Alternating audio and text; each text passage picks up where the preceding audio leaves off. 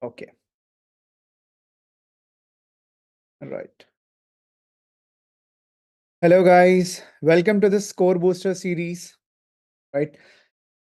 In this series for anesthesia, the topic that will be going to discuss today is about the pre-anesthetic checkup. Right. This is the right. Hello, Afaq. Hello, Antisha. Right. Right, guys. So we'll start with this topic of pre-anesthetic checkup. Pre-anesthetic checkup, a vital thing for any anesthetist over here. Is it for FMG? This is for FMG as well as NEET PG.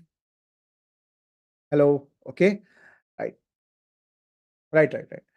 So, guys, we'll start with this pre-anesthetic checkup. PAC. PAC is a very important topic for for FMG as well as NEET PG or any kind of exam. So, guys, PAC is the only thing where the anesthetist comes in contact with the patient directly. यानी कि patient comes for the anesthetist for consultation. Otherwise, we as an anesthetist are usually told that we are the doctors who are working behind the scenes and all, right? It is the only way, it is the only thing where it is the only place where the patient and anesthetist will have interaction with each other in the OP. So guys, imagine there is a patient who is posted for some surgery, but before surgery, the surgeon will send the patient towards the anesthetist for a PAC, that is also called as pre-anesthetic checkup. So when he comes to my clinic for a PAC, what 4 things I do in the PAC, guys? The 4 things that I do in the PAC is airway assessment. I do go for some blood investigations. I look for some comorbidities. Basically, I look for some history of comorbidities, some personal history, allergic history, and I also look for the fasting status. Now, guys, over here, which is the most important step in the PAC? Airway assessment, investigation, history, or fasting? Come on, guys. If you want to answer this, just go through this case, guys. You will come to know which is the most important step. Okay. There was a 20-year-old male who was posted for gynecomastia surgery under general anesthesia in a small nursing home. Okay. The patient died as the anesthetist was not able to secure the airway. Patient died. Why? Because the anesthetist was not able to secure the airway. Guys, remember, most of the anesthesia related deaths are usually happening due to the reason that the anesthetist is not able to secure the airway. Guys, remember, not able to secure the airway is never a crime. Okay?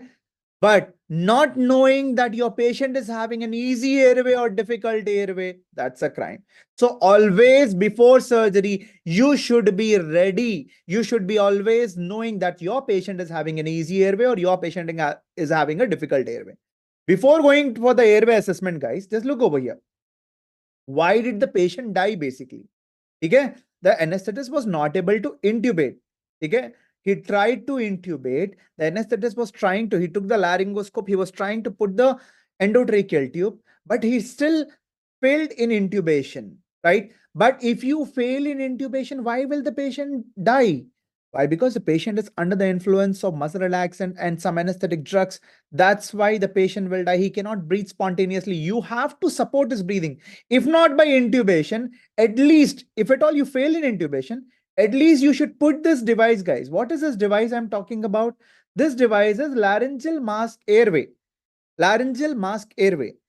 But where was the surgery occurring? The surgery was occurring in a small nursing home. Nursing home, wahan pe laryngeal mask airway tha hi nahi. He tried to intubate and he failed. That's why, remember, guys, remember, always before surgery, you have to check whether your patient is having an easy airway or difficult airway. So how will you come to know the airway? By doing the PAC. In the PAC, I told you 4 things are done. The most important, without which your PAC is totally a bundle or a waste, is called as airway assessment. So guys, imagine the patient comes to me for airway assessment. What will I do? In airway assessment, what will I do? I will tell 2 things to the patient and I will assess 4 parameters. What 2 things I'll tell to the patient? He comes to my clinic for airway, for PAC. For doing airway assessment, I'll tell him to open his mouth, and second thing that I tell the patient is lift his chin. Lift his chin. Okay? But I told you guys, I'll tell two things to the patient and I'll assess 4 parameters. While he's opening mouth, I'll look for Mallampatti classification. Okay? Mallampatti classification. And I will also look for inter-incisor distance. The distance between the upper incisor and the lower incisor is called as inter-incisor distance. So I tell the patient to open his mouth and I look for Mallampatti classification and inter-incisor distance. Okay? Next, I'll tell the patient to lift his chin. As he is lifting chin, I look for 2 diameters. What 2 diameters? The distance between the mentum and the thyroid cartilage, which is called as thyromental distance. And one more distance, the distance between the mentum and the sternal notch, which is called as sternomental distance. Okay, sternomental distance. Now, guys, we are still in the airway assessment. Now, what is Mallampatti classification? There have been many questions asking about Mallampatti classification, guys. That's the simplest topic, guys. Mallampatti classification. Okay. Now look over here, guys. This patient came to our clinic. I'm sitting over here. Patient is in front of me. I'll tell the patient open his mouth. When he's opening mouth, I am basically seeing that how easily I can put the laryngoscope. Yani if I'm basically seeing, is he having adequate space or not to put the laryngoscope?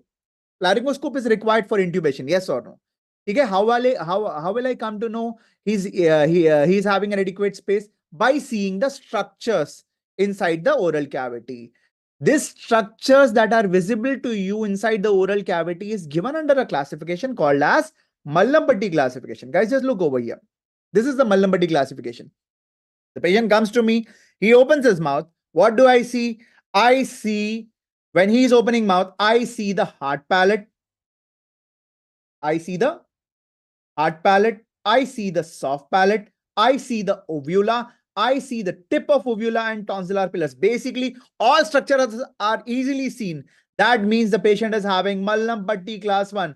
That's a very easy airway. That's a case of easy airway. As you can see over here in class 1, what do you see? Hard palate, soft palate, uvula, tip of uvula, tonsillar pillars. All structures are seen. Okay? If you remember class 1, guys, all other classes becomes easy. Okay? Now look at class 2. Other patient comes to my clinic. He opens his mouth. While he's opening mouth, what I am able to see is, I am able to see the hard palate. I am able to see the soft palate. I'm able to see the base of uvula, but I'm also able to see the tonsillar pillars. But is the tip of uvula visible? No. The tip of uvula is not visible. If the tip of uvula is not visible, then it is called as Mallampatti class 2. Yani ki Mallampatti class 2 is nothing but what? All, just look over here. Mallampatti class 2 means what?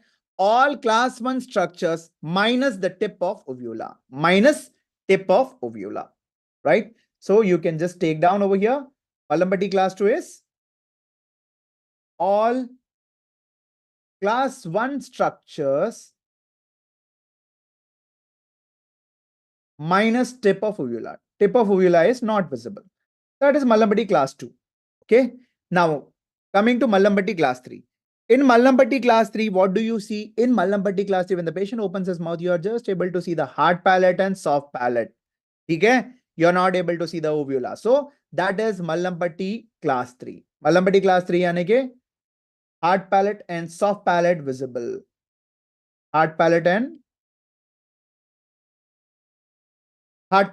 soft palate visible. And what is Mallampatti class 4, guys?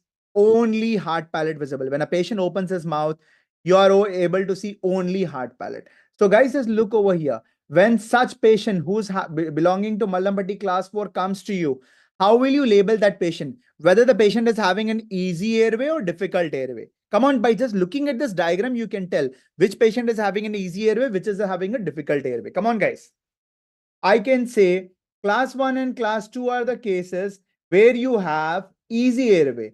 Why? Because easily you can intubate. Whereas class 3 and class 4 are the cases of difficult airway. Class 3 and class 4 are the difficult airway. So that's regarding the Mallampatti classification, guys. Remember, there will be one more patient coming to your clinic. He opens his mouth. While he is opening mouth, you are able to see this. Come on, guys. What is this?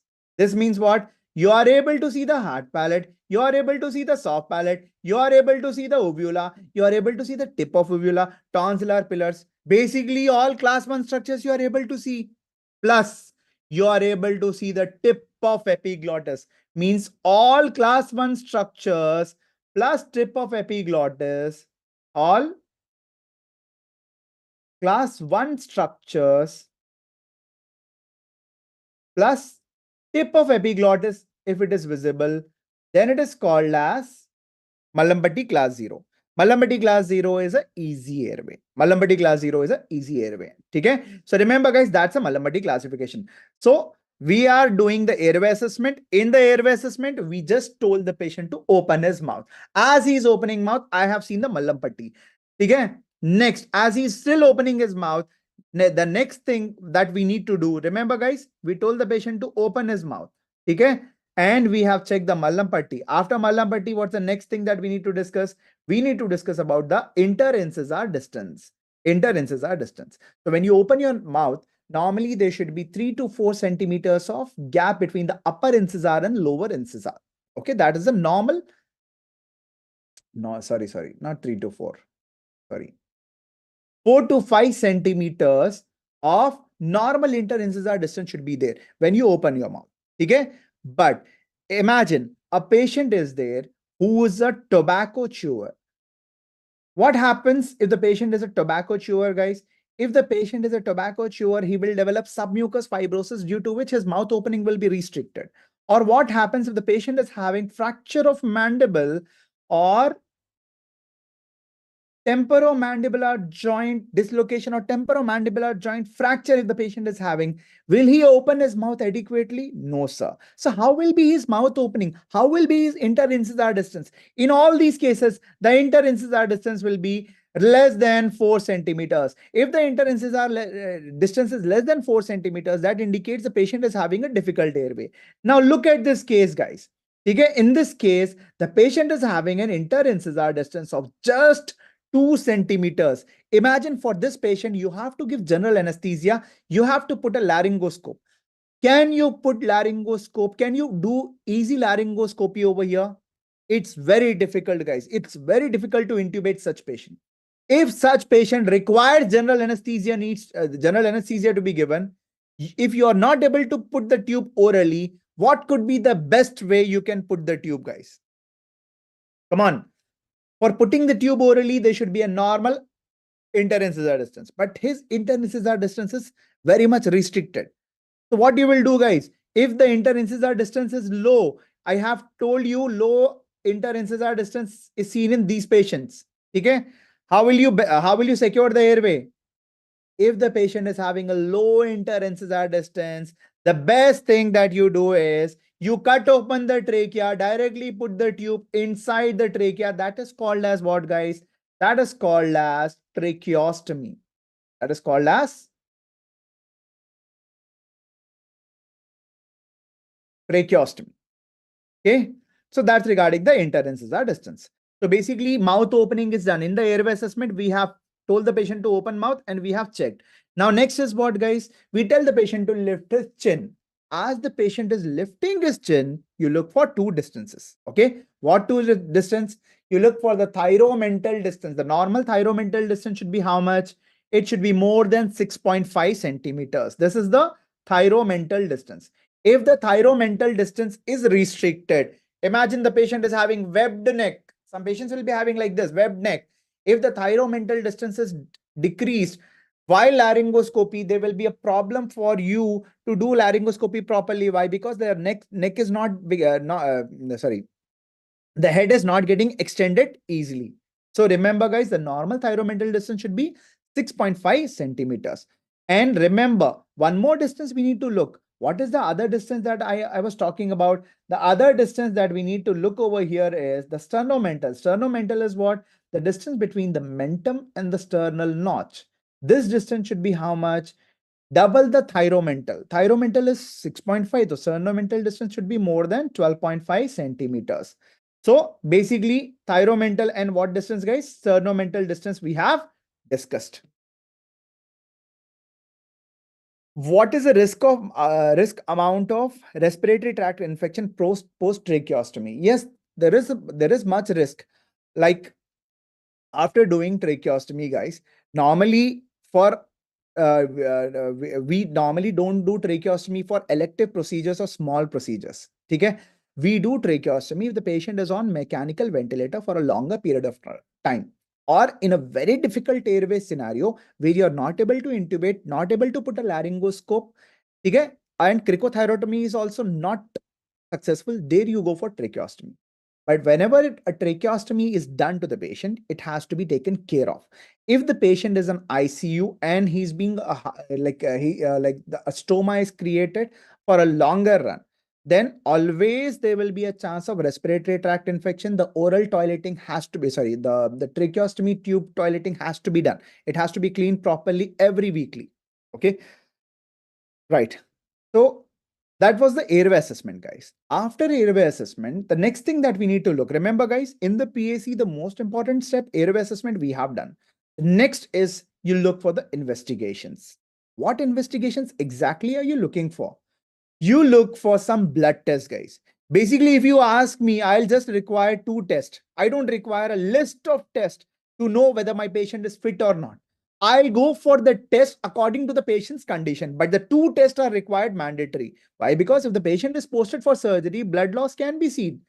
So I should know how much is my hemoglobin, how much is my patient's hemoglobin.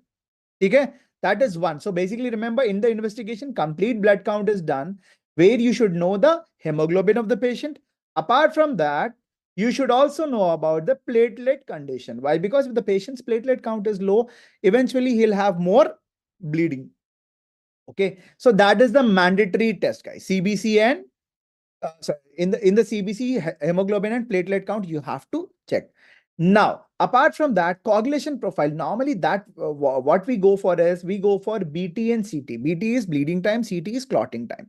Now, if the patient is posted for some some major surgeries, okay, some major surgeries, or if the patient is posted for if the patient is posted for lap cholecystectomy, okay, where not lap cholecystectomy, if the patient is posted for some major surgery, guys, where you are expecting much blood loss, there you can also go for PT and INR. PT with INR. Otherwise, BTCT is only normally done. BTCT with hemoglobin and platelet. Now, if at all the patient is telling you, doctor, I have been taking some diclofenac tablets off lately, long like from the last 2-3 months, please, when he's giving you history of any painkillers, when he's giving you history that he's having a low urine output, always go for an RFT. Okay, if the patient is taking some anti-epileptic medications or any other medications, if he's taking some herbal medications also, you go for LFT. But again, this is not a routine test, guys. Routine, only 2 things are required, that is CBC and BTCT. Okay, if the patient is more than 45 years of age, you go for ECG. ECG is mandatory nowadays after the age of 45. If the patient is a smoker, you go for chest X-ray. And all, of course, in a young lady, you also go for a urine pregnancy test, UPT. But again, guys, only remember CBC and coagulation test is the test normally done for any before any surgery, and rest all investigation totally depend upon the patient, totally depend upon the condition the patient is suffering with. Okay, now the third thing that we do in PAC is history of comorbidities. You ask the patient about the history of comorbidities. Now, guys, whenever you're asking the patient about comorbidities, is the disease the problem or the medications the problem? Come on, guys. From anesthesia point of view, I'm not talking about the surgical point of view.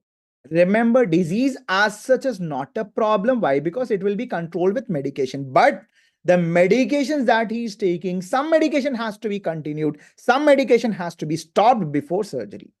They are list of medications that are continued, list of medications that are stopped before surgery. But the easy way to remember what medications are continued before surgery and what medications are stopped before surgery, an easy way to remember is Or remember, guys, whenever you need to remember the drugs which are continued before surgery is all active agents always approved. What does it mean? All active agents always approved, right? Now, what does it mean, guys? All active agents. A stands for aspirin. Aspirin 75 milligrams in that dose, no problem at all. You can easily continue without any problem. Okay. Next, all active agents always approved. Next is what, guys? Anti-epileptic medications. If the patient is suffering with epilepsy, taking anti-epileptic medications, tell him to continue. There is no problem with it. Third thing is what? Anti-hypertensive medication. Now, anti-hypertensive medication means all anti-hypertensive medications can be continued before surgery, but there are some exceptions such as ACE inhibitors or ARBs, which can cause, if at all, if they are taken on the day of surgery, then they will cause profound hypotension during surgery. So hence, we are discontinuing ACE inhibitors and ARBs before surgery. Next A stands for anti-anginal medication. Anti-anginal medications can be easily continued before surgery. No problem at all. Anti-anginal. Last A stands for anti-cholesterol medication. Anti-cholesterol medications. Anti-cholesterol medication means basically I'm talking about what? Lipid lowering drugs, that those are statins. Statins can be continued before surgery. So these medications are, these are the medications which are continued before surgery. And if someone is asking you, what are the medications, sir, which has to be stopped before surgery? You should always answer, how can the medications let surgery occur? Just one thing. How can the medications let surgery occur? If you remember that, you can remember the medications.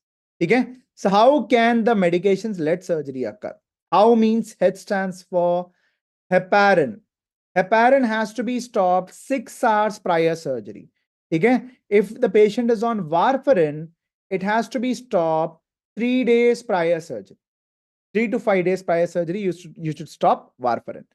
Next, C stands for clopidogrel. Clopidogrel.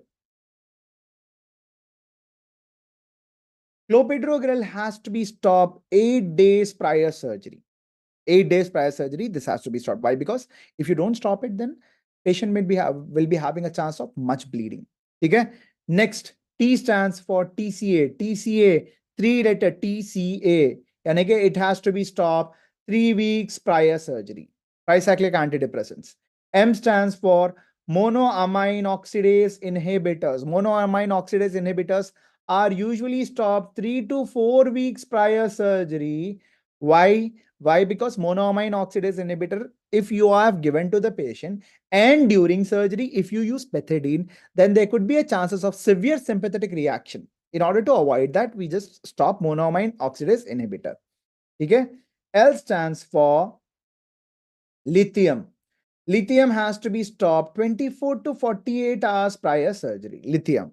Why lithium has to be stopped 24 to 48 hours prior surgery? Why? Because lithium is the drug that will prolong the effect of muscle relaxant. It will prolong the effect of muscle relaxant. Hence, lithium has to be stopped. S stands for what, guys? S stands for smoking. Smoking. Ideally, smoking should be stopped 6 to 8 weeks prior surgery. Any elective surgery. Okay? We are talking all about elective, guys. In emergency, these all things won't play an important role. Why? Because in emergency, you have to take the patient. You don't have 3 weeks of time to stop TCA in emergency. Okay? Last O stands for oral hypoglycemic drugs. All oral hypoglycemic drugs are usually stopped on the day of surgery. Why? Because the patient will be in a fasting state. If you give oral hypoglycemic drug, there could be chances of profound hypoglycemia during surgery, right? So these are the medications which are stopped these are the medications that are usually stopped, and these are the medications that are continued. Okay. Now, guys, just look over here. Apart from that, Remember, you have taken history of comorbidities. Next, you have to take the history, you have to take personal history and history of allergies. Personal history means what history will you take? Personal history means you have to take history of any habits. Is he a smoker? Is he an alcoholic and all? Okay? Smoking or alcohol history you have to take. Right. Yes, occipils are also stopped. But again, occipils, combined occipils and estrogen containing occipils. There are two kinds. Estrogen containing occipil, if the patient is taking nowadays, most of the females are taking combined occipil. Combined occipil, no need to stop. Estrogen containing occipil, yes. Why? Because it can predispose the patient to develop thromboembolism. Okay. So anyways, next is history of allergies. History of allergies, yani ki you need to ask the patient, are you having any history of drug allergy or any food allergy or any kind of allergy? Okay. So the next after that, so basically remember guys, in the PAC, we have done the airway assessment, we have done the fasting, we have done the investigations, we have done the history. Now guys, the last thing in the PAC is fasting status. So guys, normally it is said that before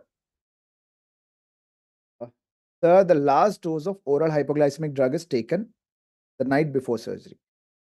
So normally oral hypoglycemic drugs, if the patient is taking morning and night, he can take. But on the day of surgery, you have to stop it. On the day of surgery, you have to stop it. Okay.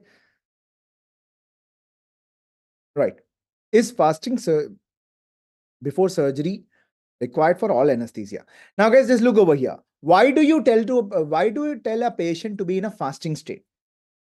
Come on. Please answer.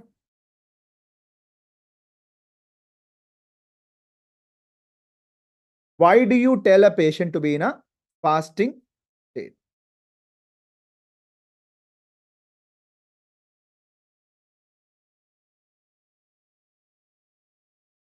Normally, you tell the patient to be in a fasting state. What's the reason? No one is answering, or I'm not getting the chat.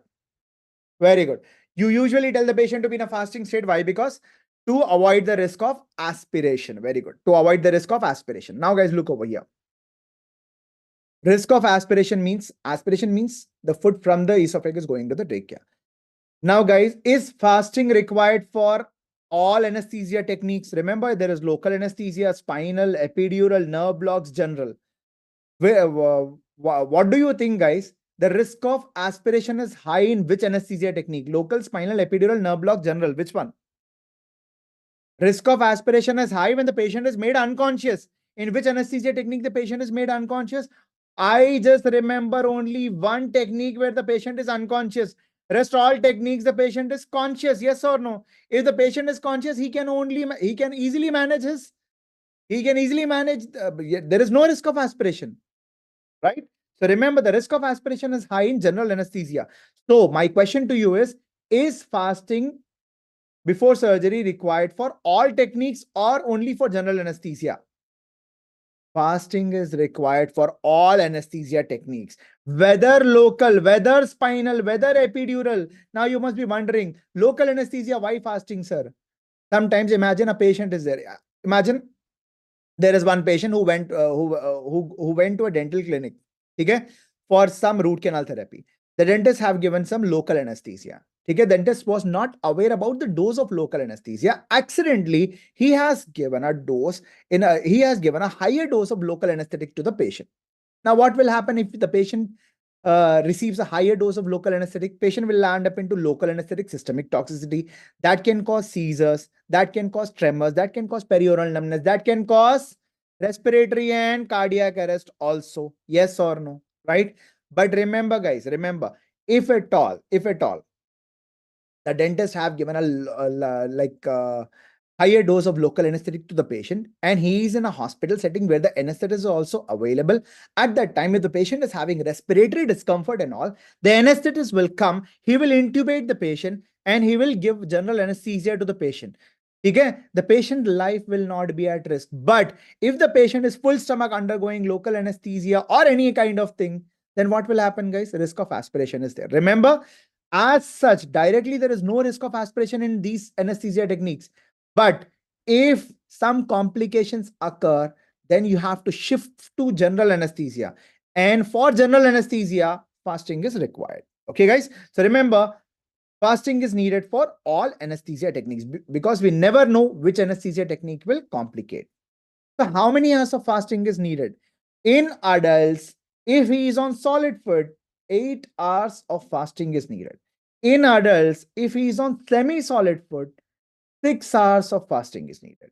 If he is on liquid, 2 hours of fasting is needed. Liquid यानी कि juices without pulp. Sometimes patient will be drinking juice with pulp and thinking that it's a liquid. Na sir, no. Juice with pulp is considered as a semi-solid and 6 hours of fasting is needed. So remember guys, 8 hours for solid food, 6 hours for semi-solid and 2 hours for liquid. Well, if a child is brought, if the child is brought to the hospital, you need to ask the mother what the child is on.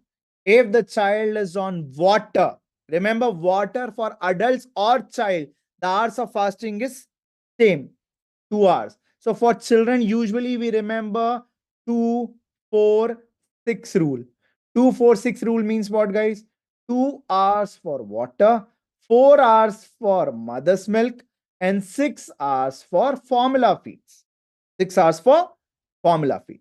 Okay? That's regarding fasting status in a child. Okay? So fasting status you have to maintain. Why? Because you have to decrease the risk of aspiration.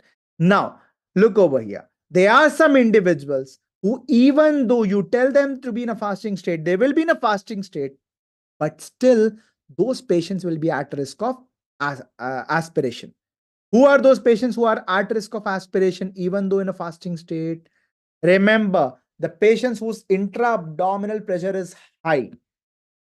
Intra-abdominal pressure is high in which patients?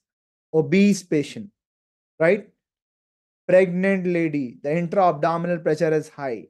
In GERD or hiatus hernia, there is a risk of regurgitation and aspiration. Okay?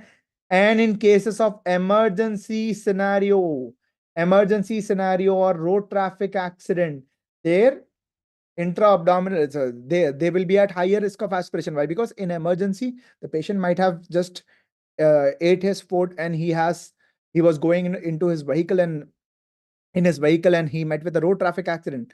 So remember, these are the patients who are at risk of aspiration. Okay? In which, remember, in that obese patient, pregnant ladies, and GERD, these patients will be in a fasting state. Still, they are at higher risk of aspiration. In all these patients, if you want to give general anesthesia, to this high-risk patient, that general anesthesia technique is called as RSI. RSI is nothing but rapid sequence induction, that is usually given to patients who are at higher risk of aspiration. Patients who are at higher risk of aspiration. Okay, guys, that's regarding what? That's regarding the fasting status. So basically, guys, that was regarding the PAC. Coming to the last aspect of PAC, where you tell the patient that, Bhai Sahab, your PAC is done.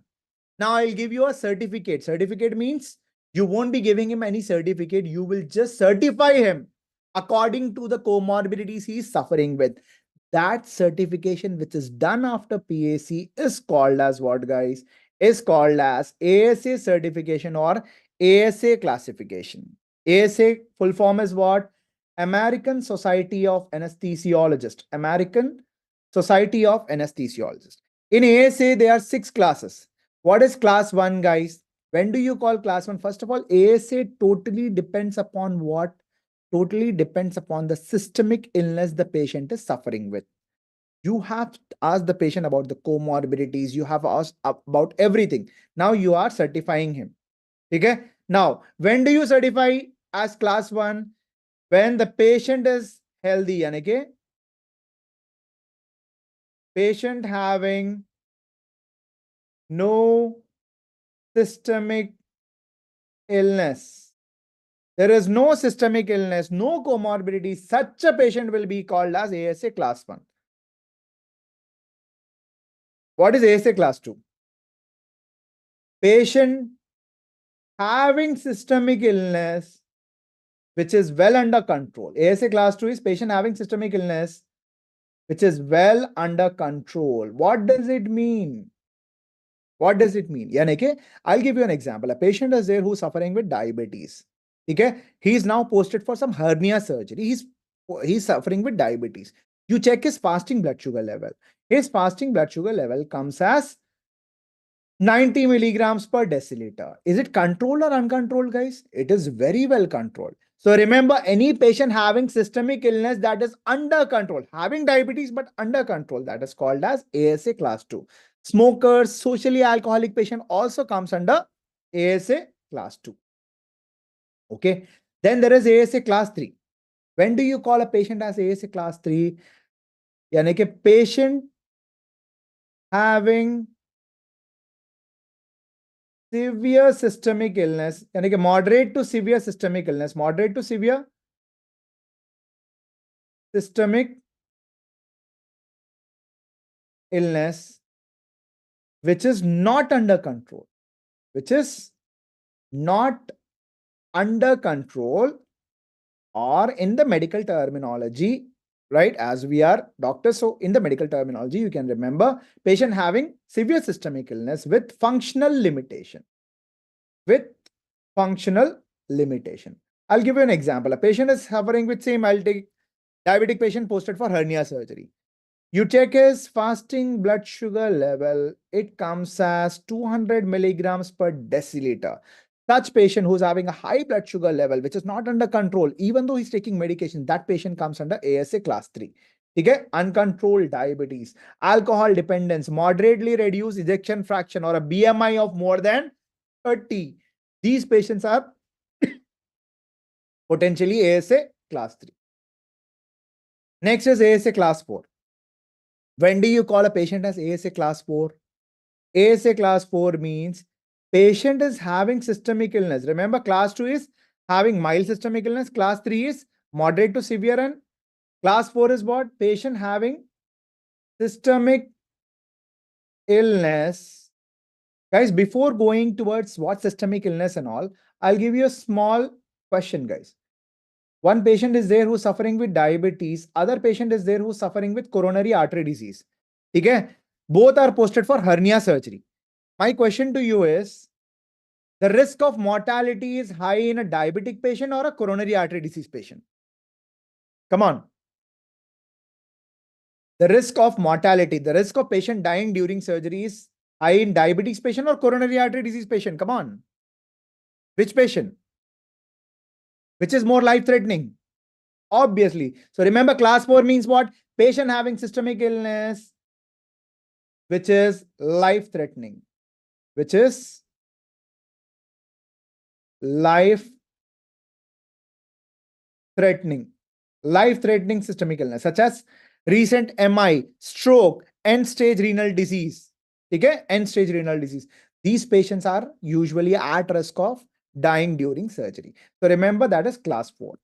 Class 5 का मतलब क्या है? देखो, class 1 is no problem. Class 2 is having systemic illness, mild, which is, okay? Class 3 is having severe to moderate to severe systemic illness, and class 4 is systemic illness, which is constant threat to life.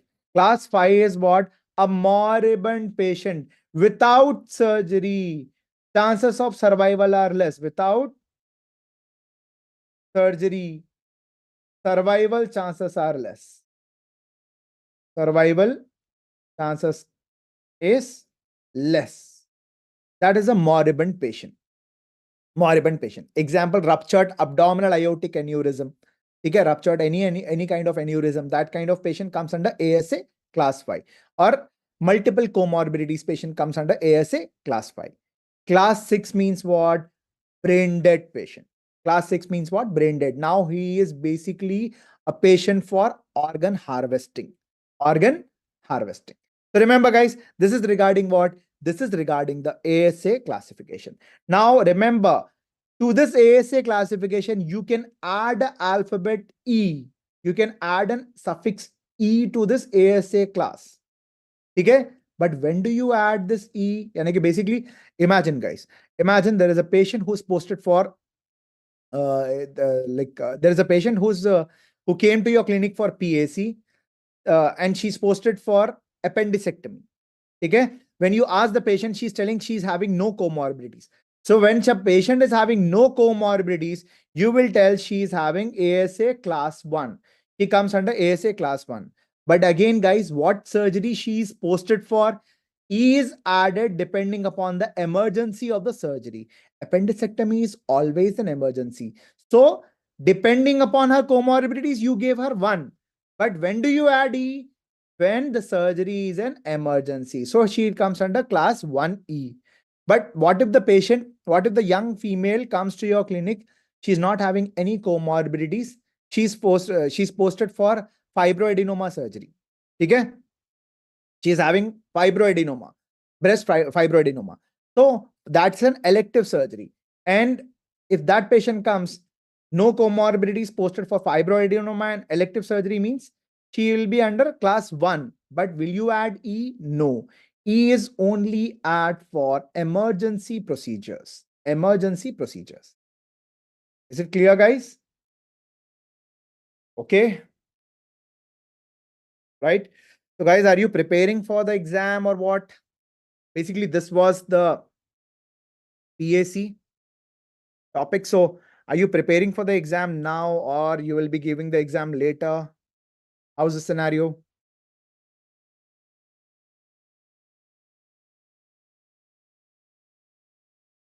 Yes, preparing for the exam. Okay, okay. Okay, guys. So, all the best if you are preparing for the exam. Okay. Some of you are in the final year. Right, guys. Right? So, all the best. So, what about class 5? Do we add E?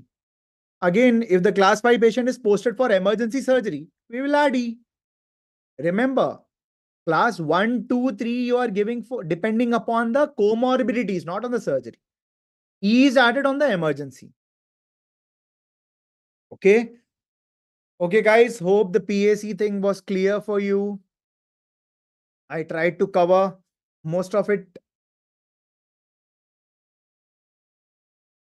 Okay, guys. Right.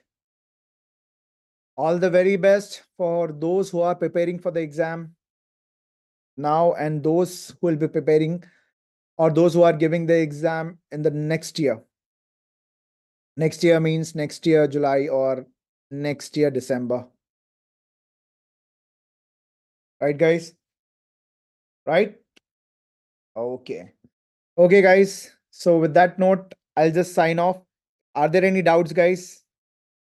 Please, if you're having any doubts, you can post it over here.